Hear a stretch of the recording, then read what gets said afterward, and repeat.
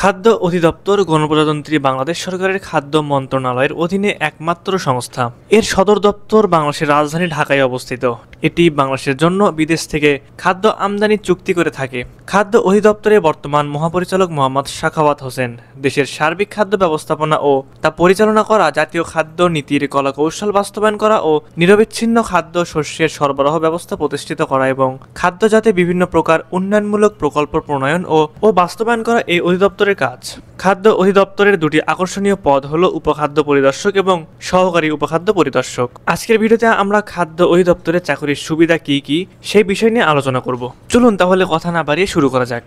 Posting ও সামাজিক মর্যাদা। খাদ্য অধিদপ্তরে চাকরি করলে আপনি নিজ জেলা থেকেই চাকরি করতে পারবেন। এলাকায় সরকারি কর্মকর্তা হিসেবে উচ্চ সম্মান পাবেন। বাড়ি ভাড়া। আপনার বাসা যদি ঢাকা শহরে কিংবা অন্যান্য শহরে হয়ে থাকে তাহলে আপনি বেসিকের 65% বাড়ি ভাড়া পাবেন।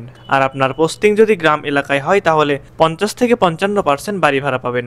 গাড়ির সুবিধা। উপজেলা কিংবা সিটি কর্পোরেশন নিয়োগের পর কোনো গাড়ি পাবেন না, কিন্তু যখনই আপনার পদোন্নতি হবে তখন সরকার থেকে আপনাকে গাড়ি দেওয়া হবে। যাতায়াত ভাতা। এই ভাতা 11তম গ্রেড থেকে 20তম গ্রেড পর্যন্ত যত কর্মকর্তা কর্মচারী আছে তাদের জন্য প্রযোজ্য। যারা 11 গ্রেডের উপরে অর্থাৎ 7 থেকে 8 গ্রেড তাদের জন্য এটি প্রযোজ্য নয়, তারা সরকারি গাড়ি পাবে। সুদ মুক্ত ঋণ সুবিধা। সরকারি ব্যাংক থেকে আপনার সুবিধা মতো লোন নিতে পারবেন। এই লোনের কোনো সুদ দিতে হবে না। সুদ না থাকার কারণে আপনার অনেক উপকার হবে এবং চাকরির পাশাপাশি অন্য কাজে এটি ব্যয় করতে পারবেন। গৃহ বা বাড়ি নির্মাণ ঋণ সুবিধা। সরকারি ব্যাংক থেকে কোনো প্রকার সুদ না নিয়ে আপনি চাইলে কোটি টাকা পর্যন্ত ঋণ নিতে পারবেন, যা দিয়ে আপনি গৃহ নির্মাণ করতে পারবেন। এটি পরিশোধের জন্য আপনার বেতনের থেকে কিছু অংশ প্রতি মাসে ব্যাংকে জমা দিতে হবে। উৎসব ভাতা। উৎসব ভাতা বলতে মুসলমানদের 2 ঈদ ও হিন্দুদের দুর্গাপূজাকে বোঝানো হয়েছে। বেতনের সমপরিমাণ উৎসব ভাতা প্রদান করা হয়। এছাড়াও বাংলা নববর্ষ, পহেলা বৈশাখে নববর্ষের ভাতা পাবেন। চিকিৎসা ভাতা। খাদ্য অধিদপ্তরের সকল কর্মকর্তা কর্মচারীরা চিকিৎসা ভাতা উপলক্ষে প্রতি মাসে 1500 টাকা করে পাবে। শিক্ষা ভাতা।